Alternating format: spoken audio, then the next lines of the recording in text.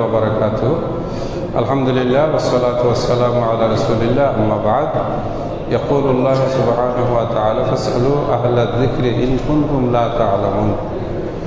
ইসলামের যে কোনো বিষয়ে শরীয়ত সম্পর্কে জানার জন্য আল্লাহ পাক যারা জানেন বা যাদেরকে আল্লাহ পাক ইলম দিয়েছেন তাদের কাছে প্রশ্ন করা, তাদের কাছ থেকে জেনে নেওয়া, এটা আল্লাহ সুবহানাহু ওয়া তাআলার নির্দেশ। আলহামদুলিল্লাহ আমরা আজকে বেশ কিছু প্রশ্ন পেয়েছি, সাধ্যমতো আমি সেগুলোর উত্তর দেওয়ার জন্য চেষ্টা করব। প্রশ্নগুলো আমি যেটুকু দেখলাম যে বেশ গুরুত্বপূর্ণ। প্রথমত আমি শুরুতেই যে প্রশ্নটি নিয়ে কথা বলবো, প্রথম প্রশ্ন, কোরবানির চর্বি বিক্রি করা ঠিক কিনা?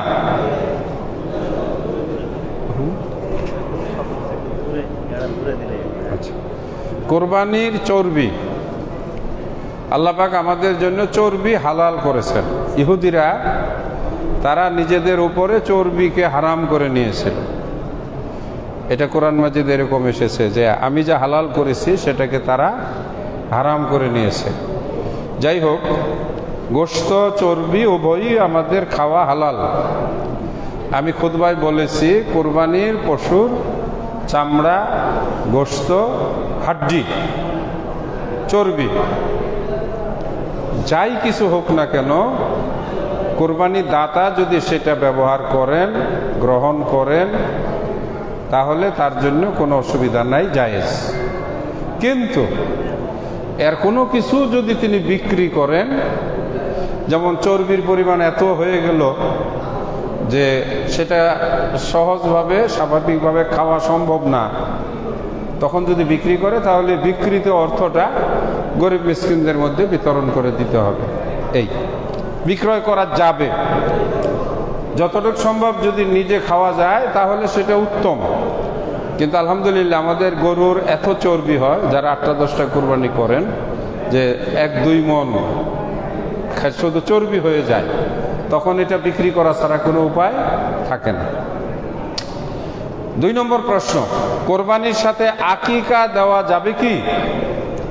এটাও একটি গুরুত্বপূর্ণ প্রশ্ন। কোরবানি হলো আল্লাহর হক, কোরবানি হলো আল্লাহর জন্য জবাই করা, এবং কোরবানি একটি নির্দিষ্ট দিবসে নির্দিষ্ট সময়ে কোরবানি করা। কোরবানির জন্য স্বতন্ত্র পশু, তার বয়স দেখার বিষয় আছে।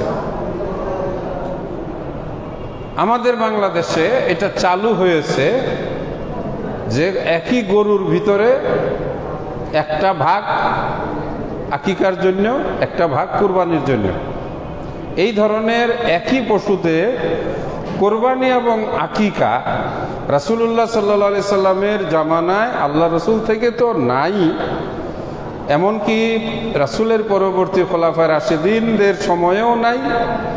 সাহাবারা যতকাল বেঁচে ছিলেন আমাদের কাছে এই মর্মে কোনো দলিল, কোনো বর্ণনা, কোনো রাওয়ায়াত নাই যে উটের ভিতরে কোরবানি এবং আকিকা একসাথে দিয়েছে।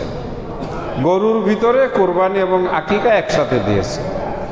আকিকা হলো সন্তানের হক পিতার উপর।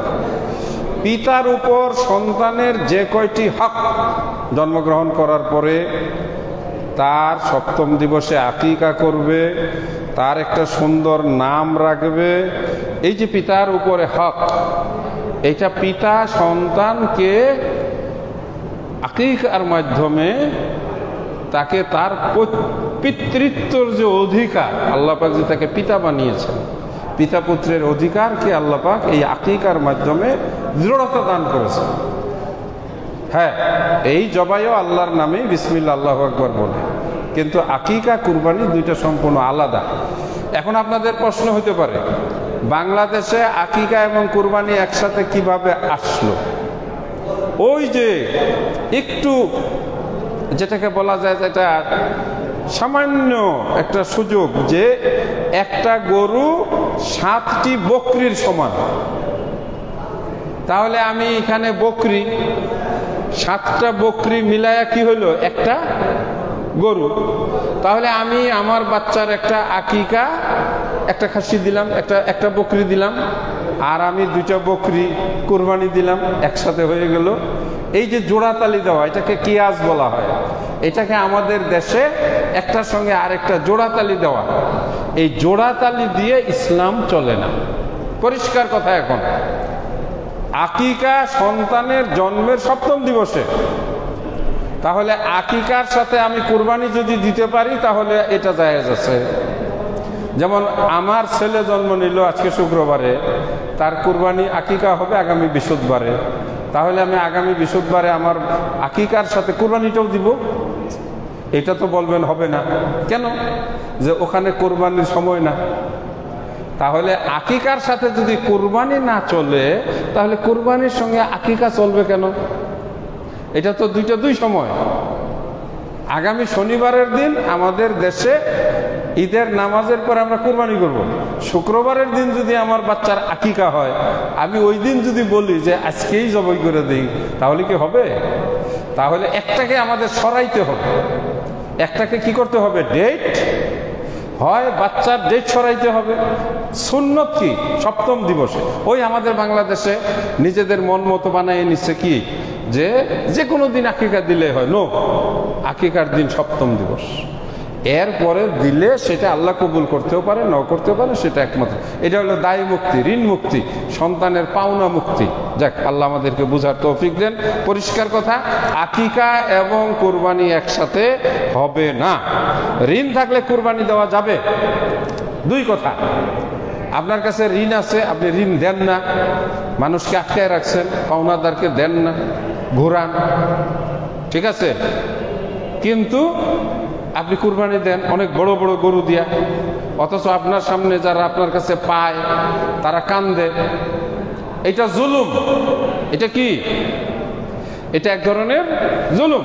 আপনি 10 লাখ টাকার কুরবানি দিতেছেন, কিন্তু আপনার কাছে একজনের মাত্র 20,000 টাকা পায়, টাকাটা দেন না। ওই 20,000 টাকা দিলে সেও একটা বকরি কুরবানি দিতে পারে। এই কুরবানি আদায় করা, এই ঋণ আদায় করা আপনার উপর ফরজ। ঋণ রেখে মৃত্যুবরণ করলে নাজাত পাওয়া যাবে না। কিন্তু মাসালা যেটা, সেটা হলো যে আপনার ঋণ আলাদা জিনিস, কোরবানি আলাদা জিনিস। ঋণ অবস্থাতেও কোরবানি দেওয়া জায়েজ আছে, কি বললাম? কিন্তু আপনি জুলুমকারী, আপনি ঋণ পরিশোধ না করে কুরবানি দেন বড় বড়, এটা এক ধরনের জুলুম, জালেমের কাজ। সুতরাং কুরবানি জায়েজ হবে, কিন্তু আল্লাহ পাক কবুল করবেন কিনা সেটা প্রশ্ন থেকে যায়। আপনাকে অবশ্যই মানুষের লানত থেকে, অভিশাপ থেকে মুক্ত হইতে হবে। হজ জায়েজ আছে। আপনার বড় বড় শিল্পপতি যারা, তাদের কোটি কোটি টাকার ঋণ আছে, ব্যাংক ঋণ আছে, শেয়ার আছে, কিন্তু তারা ছোট ছোট আমল করতেছে। আপনারও হইতে পারে আপনি একটা বিল্ডিং করতে গিয়া 1-2 লাখ টাকা ঋণ করছেন, ফলে আপনি ওই ঋণও দিবেন আবার কুরবানিও দিবেন। আপনাকে ঋণ দেওয়ার ব্যাপারে টালবাহানা করা চলবে না। এটা হলো আপনার মনের ব্যাপার। হ্যাঁ ভাই দিব, কুরবানির ঈদের পরে আমি দিয়ে দিব, অথবা ঠিক আছে ঈদ এসে গেছে, আপনাকে এই যে কিছু দিলাম, আপনিও ঈদ করেন, আমিও ঈদটা করি। এটা আপনাদের মধ্যে মিউচুয়াল কথাবার্তা বলে। কিন্তু এমনও দেখা গেছে 10,000 টাকা পায়, তার সাথে দেখাই করে না, তার পাত্তাই দেয় না, অথচ সে এখানে 1 লাখ টাকার কুরবানি দেয়। এটারে আমি কি বলছি? জুলুম। আপনি একজন জুলুমকারী। ভাগে কুরবানি দেওয়ার ক্ষেত্রে সব সদস্যের টাকা সমান দিতে হবে নাকি কম বেশি? হ্যাঁ, এখানে একটা গরু যদি 70,000 টাকা হয়, 10 জন যদি ভাগী হয়, তাহলে প্রত্যেকেই 10,000 দিতে হবে। যদি এখানে আরো কাটার জন্য কষায়ের বাবদ আরো 2100 টাকা লাগে, তাহলে প্রত্যেকেই 300 টাকা করে দিতে হবে। যদি গরুটা ঘাস খাওয়ানোর জন্য এক জায়গায় রাখার জন্য আরো 700 টাকা লাগে, তাহলে এখানেও 100 টাকা দিতে হবে। যেমন আমরা জানি যে ঢাকায়, এই যে উত্তরায়, গরু এক জায়গায় রাখে রাত্রে, পাহারাদার। সব বাসায় তো আর গরু রাখা যায় না, তখন তাদেরকে 500 টাকা করে দিতে হয়। তো দেখা গেল যে এই 500 কষায়ের খরচ, যাবতীয় খরচ সমান সমান ভাগে নিতে হবে, এখানে কম বেশি করা যাবে না। মৃত ব্যক্তির পক্ষ থেকে কুরবানি দেওয়া যাবে কিনা, এটা 2টা নিয়ম। এক, মানুষটা গতকাল মারা গেছে, আজকে মারা গেছে, ঈদের আগের দিন মারা গেছে, উনি নিয়ত করছিলেন কুরবানি দিবেন, তাহলে তার সম্পদ বন্টন হওয়ার আগে তার নামে একটা কুরবানি কিনে তার নামে বন্টন করে দিয়ে দিতে হবে। ঠিক আছে? তিনি নিয়ত করছিলেন, কিন্তু 5 বছর আগে মারা গেছে, ওনার সম্পদ বন্টন হয়ে গেছে। সম্পদ বন্টন হওয়ার টাইম কতক্ষণ? জানাজা হবে, মাটি দিবে, অল্প সময়ের ভিতরে তার সম্পদ বন্টন হয়ে যাবে। বন্টনের আগে আল্লাহ রসুল বলছেন যা যা ঋণ পাওনা আছে ওইটা পরিশোধ করতে হবে, তারপরে বন্টন। বন্টন হয়ে গেলে ওই ব্যক্তির আর কোনো সম্পদ নাই, মৃত ব্যক্তির কোনো সম্পদ থাকলো, ফলে মৃত ব্যক্তির কোনো কুরবানিও নাই। এখন আমরা যে দেই বাপের নামে, এটা হলো আমি 3টা গরু দিব, 3টাই আমার কুরবানি। কুরবানিগুলো কার? আমার।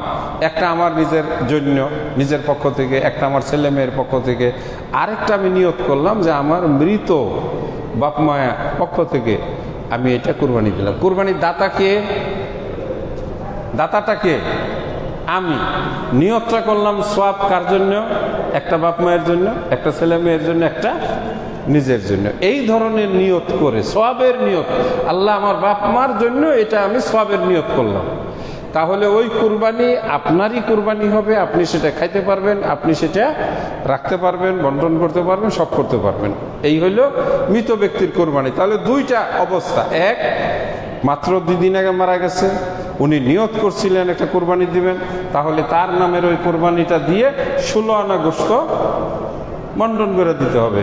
অনেক দিন আগে মারা গেছেন, আপনি এখন অনেকগুলো কুরবানি দিবেন, এর মধ্যে একটা নবীর নামেও দিতে পারবেন। দেয় না নবীর নামে? হ্যাঁ, আল্লাহ রাসূল সাল্লাল্লাহু আলাইহি ওয়াসাল্লাম উম্মতের নামে দিছেন, আপনিও দিতে পারবেন আপনার দাদার নামে, আপনার বাবার নামে।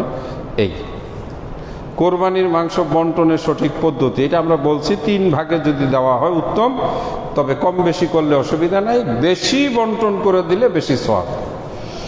কোরবানি কোনো ব্যক্তির নামে হয় নাকি ব্যক্তির পক্ষ হতে? কোরবানিটা আসলে হলো আল্লাহর জন্য। কোরবানিটা কার? আল্লাহর জন্য। পক্ষ, আমার পক্ষ হতে, মিন্নি। মিন্নি আমরা ওই দিন বলছি যে বিসমিল্লাহি আল্লাহু আকবার, হাজা মিন্নি ওয়া মিন আহলে বাইতি, আমার এবং আমার পরিবারের পক্ষ থেকে। কথাটা বলতে হবে আমার এবং আমার পরিবারের পক্ষ থেকে। কোরবানিটা কার নামে? আল্লাহর নামে। হ্যাঁ, কোরবানি হবে কার নামে? আল্লাহর নামে। কার পক্ষ থেকে? আমার পক্ষ থেকে। আল্লাহ তোমার নামে আমি কোরবানি দিলাম। ওই পশু তো আমার নামে জবাই করা যাবে না। একটা সুন্দর প্রশ্ন আসছে, এটা হইলে মনে হয় শেষ হয়ে যাবে। স্বামী স্ত্রী 2 জনেই কোরবানি করার উপযুক্ত, 2 জনে টাকা পয়সা আছে, 2 জনে আলাদা আলাদা কোরবানি দিল, সমস্যা নাই। আবার 2 জনে মিল সমান সমান, তাহলে জবাই করার সময় যে আল্লাহ এটা আমার এবং আমার স্ত্রীর পক্ষ থেকে আমরা কুরবানি দিলাম।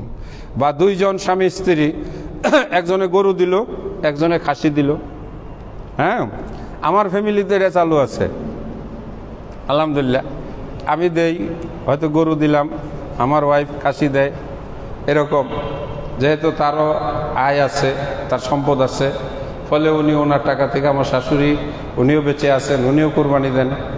ফলে দেখা যায় যে হয় আমরা 3 জনে মিলেই একটা কুরবানি দিতে পারি। এই তো এগুলোই ছিল আলহামদুলিল্লাহ আজকের প্রশ্নগুলো সবই ভালো ছিল মাশাআল্লাহ। হ্যাঁ,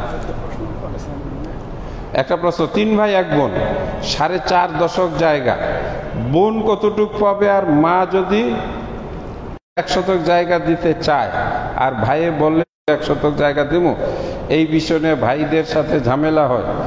এখানে 10 শতক জমি, তাই না? ওয়ারিশ আছে কয়জন আগে দেখতে হবে, ছেলে মেয়ে আর মা। এখানে মা আমরা দেখতে পাচ্ছি, তাহলে মা 10 শতকের 16 ভাগের 2 ভাগ পেয়ে যাবে। তাহলে 10 শতকের মধ্যে যদি 2 ভাগ যায়, কতটুক যাবে? 2 আনা। তাহলে 8 আনা থাকবে, মানে 8 শতক থাকবে। 2 শতক মা পেয়ে যাবে। হ্যাঁ, আগে মায়ের ওয়ারিশ নিয়ে যাক, পরে।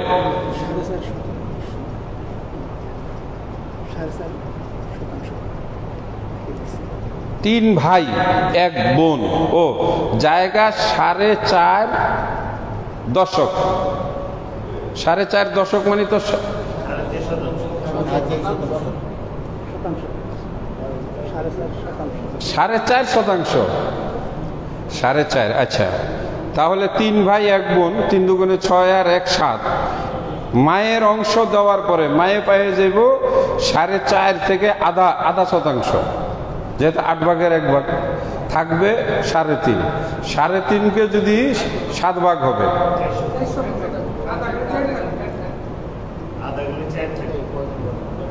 আচ্ছা যাই হোক কম বেশি, মানে নিয়মটা হলো প্রথমে মৃত ব্যক্তির স্ত্রী নিয়ে যাবে 8 ভাগের 1 ভাগ, এরপরে যেটুকু থাকবে ভাইকে 2 বানাইতে হবে।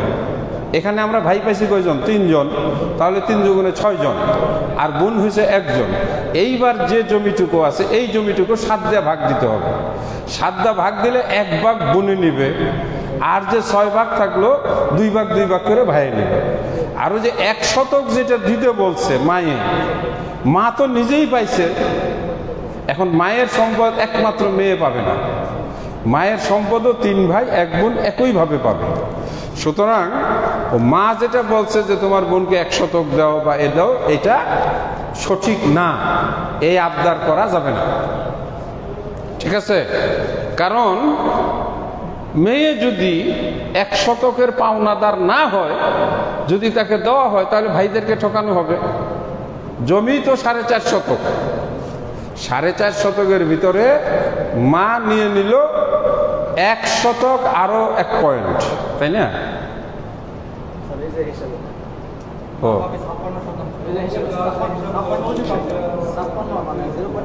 0.56, হ্যাঁ এখানে দেওয়া আছে। পুত্র পাবে 1.13, দ্বিতীয় পুত্র 1.13, আর কন্যায় পাবে মাত্র 56.56, মানে আধা শতাংশের সামান্য একটু বেশি।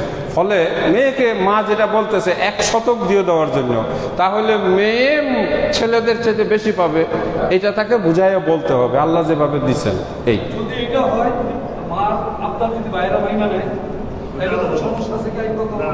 না, এখন কথা হলো যে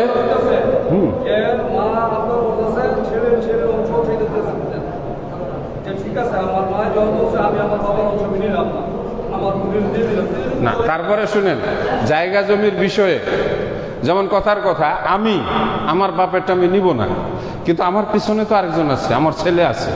ছেলে যদি বলে যে বাবা তুমি কেন তোমার বাপেরটা ছেড়ে দেবা, তুমি না নিলে তো আমি পাবো না। ফলে ওয়ারিশের বিষয় যে যেটুকু পায় ওইটুকু ওইভাবে দেওয়াটা উত্তম, তা না হইলে পরবর্তীতে গিয়া এই ছেলে বলবে, এই ছেলের মানে এই বাপের ছেলে বলবে আমার বাপ আবেগে পড়ে দিয়ে দিছে, আমি ওটা মানি না। কারণ আমার বাপ যদি ওখান থেকে 1 শতাংশ পাইতো, তাহলে ওখান থেকে তো আমি পাইতাম। ফলে জায়গা জমির ওয়ারিশ যে যা পাবে তাকে ওইভাবেই হিসাব করে দেওয়াটা উত্তম।